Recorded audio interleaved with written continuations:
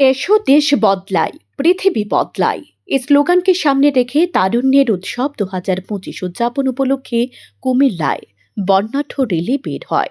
রবিবার সকালে Comilla town hall মাঠে কুমিল্লা সিটি কর্পোরেশনের উদ্যোগে বর্ণাঢ্য র্যালি, পরিষ্কার পরিচ্ছন্নতা অভিযান ও মশক নিধন অভিযান অনুষ্ঠিত হয়। এ সময় উপস্থিত ছিলেন কুমিল্লা সিটি কর্পোরেশনের প্রশাসক সাইফুদ্দিন আহমেদ, কুমিল্লা সিটি কর্পোরেশনের প্রধান নির্বাহী কর্মকর্তা মোহাম্মদ শামসুল আলম, অতিরিক্ত জেলা প্রশাসক উন্নয়ন ও মানব সম্পদ ব্যবস্থাপনা মাহফুজামতিন, কোতোয়ালি মডেল থানার ওসি মহিনুল ইসলাম, কুমিল্লা সিটি কর্পোরেশনের উপসহকারী প্রকৌশলী মোহাম্মদ আব্দুর রব ভুঁইয়া, প্রশাসনিক কর্মকর্তা মোহাম্মদ হারুনর রশিদ, বর্জ্য ব্যবস্থাপনা কর্মকর্তা মোহাম্মদ আলমগীর হোসেন সহ আরও অনেকে উপস্থিত ছিলেন। উক্ত বর্ণাঢ্য র্যালি কুমিল্লা টাউন হল মাঠ হতে জেলা স্কুল রোড হয়ে ঈদগাহ মোড়, ফৌজদারি মোড় হয়ে জেলা প্রশাসনের কার্যালয়ের সামনে গিয়ে কুমিল্লা সিটি কর্পোরেশনের সামনে এসে শেষ হয়।